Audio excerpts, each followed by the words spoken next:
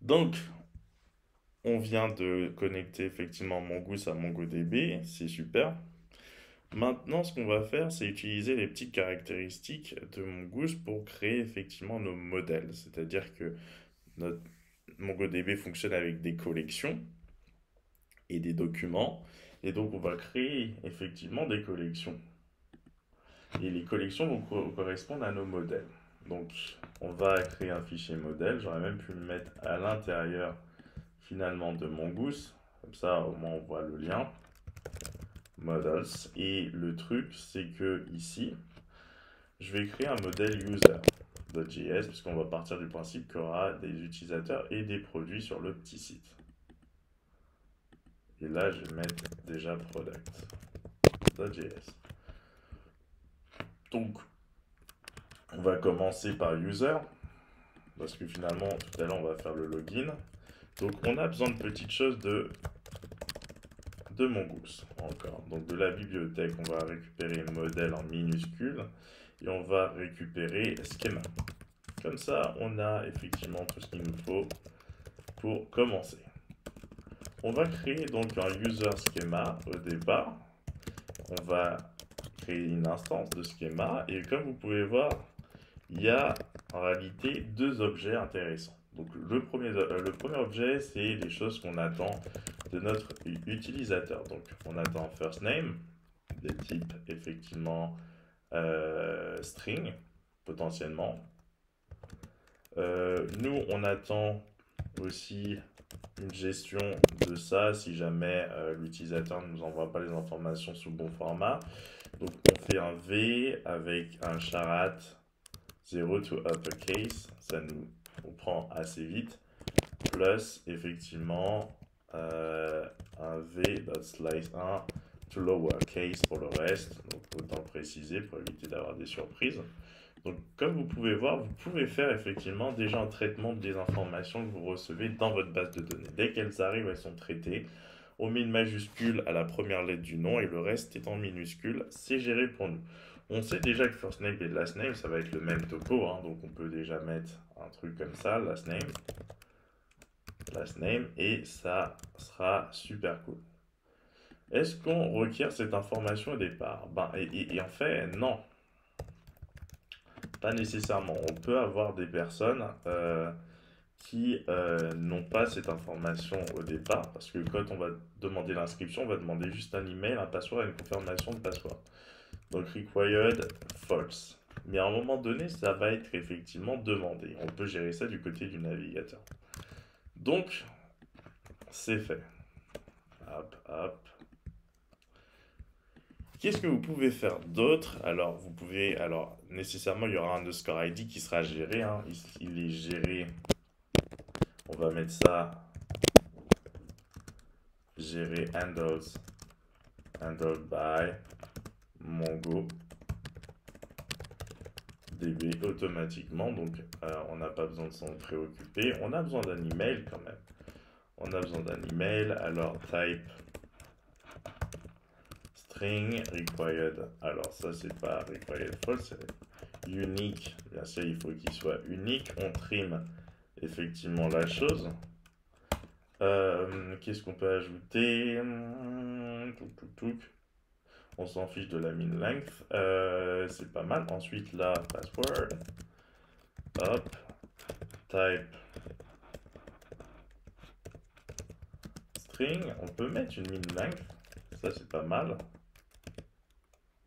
De 8 plutôt. Ensuite, alors j'ai oublié la virgule. On peut mettre required true. Et on peut trimer effectivement ça également. Donc, vous voyez, il y a plusieurs informations qui peuvent être plutôt cool ici, si effectivement les choses sont faites correctement. Donc là, vous avez déjà une première partie des informations cool pour votre schéma. Le truc, c'est que vous pouvez rajouter des petites choses. Vous voulez par exemple avoir la facilité de récupérer le nom entier de votre utilisateur, à savoir son prénom et son nom. Et donc vous pouvez ici, alors pas que ici, vous auriez pu faire ça à l'extérieur carrément de ce constructeur, vous pouvez effectivement créer à l'intérieur du second objet une propriété virtuelle qui est elle-même liée à un objet, qui est un objet plutôt, full name. Et là, le full name, ce serait par exemple un accesseur qui vous permet effectivement de retourner 10 first name, et vous savez déjà qu'il y aura une majuscule, avec 10 last name, tout simplement.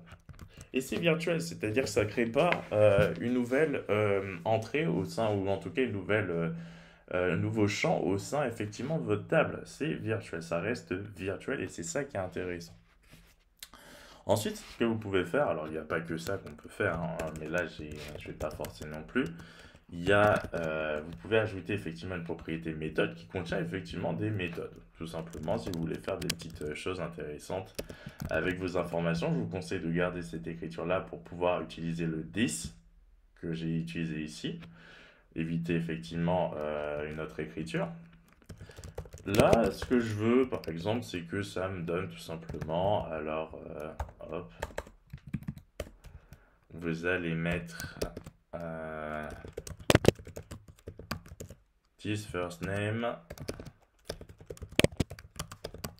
this last name, ID is, et par exemple, this underscore ID. On sait que de toute façon, il en aura un. Donc, même s'il y en a un qui n'est pas défini ici, il en aura un à un moment donné. Donc, ce sera très facile de le récupérer. Donc, par exemple, Boris Rose ID, underscore ID, is, et là, ça va vous donner effectivement l'identifiant. Ça, c'est un exemple, hein. Et ensuite, ce que je voudrais bien, c'est que lorsque je récupère la réponse à mes requêtes, je puisse voir les virtuals directement dedans. Donc, virtuals, je vais mettre ça à true, tout simplement. Alors, hop. Et ça veut dire qu'effectivement, de toute façon, on va le voir, ce sera inclus dans la réponse que notre base de données nous rendra lorsqu'on va lui demander d'avoir des informations potentiellement sur l'utilisateur. Alors, ensuite, hop.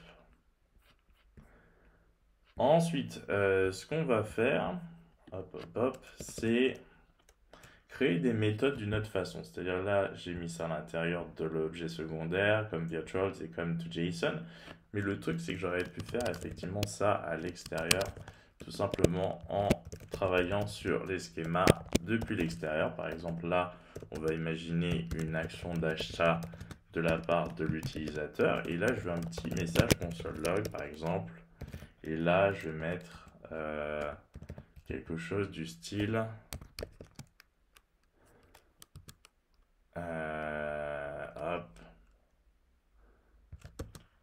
You just bought,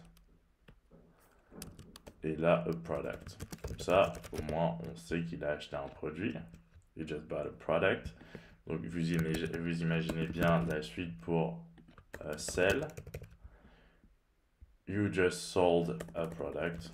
C'est assez simple. J'aurais pu même utiliser les statiques, et c'est justement ce qu'on va faire ici.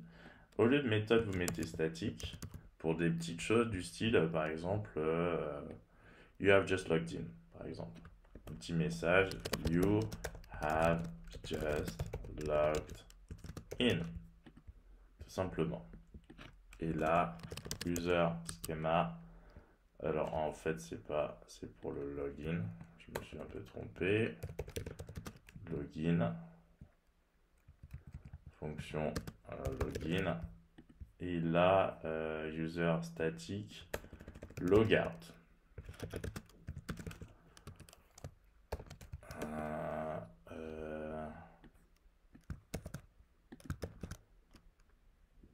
Logged out. Et voilà, on a effectivement de petites choses, donc on va pouvoir les tester à un moment donné, mais pour l'instant, écoutez, c'est déjà pas mal pour ce modèle. Donc on verra la suite. Alors il faut évidemment faire deux petites choses. Il faut convertir, alors je vous parlais de modèle, mais en réalité c'est qu'un schéma pour l'instant. Il faut convertir le schéma en modèle. Donc modèle, hop, c'est pour ça qu'on avait importé modèle tout à l'heure. Modèle, et là vous donnez votre nom de modèle et vous liez à user schema. Et ensuite vous exportez tout simplement votre petit modèle. Voilà, voilou. Et ensuite, on va pouvoir l'utiliser dans une prochaine vidéo.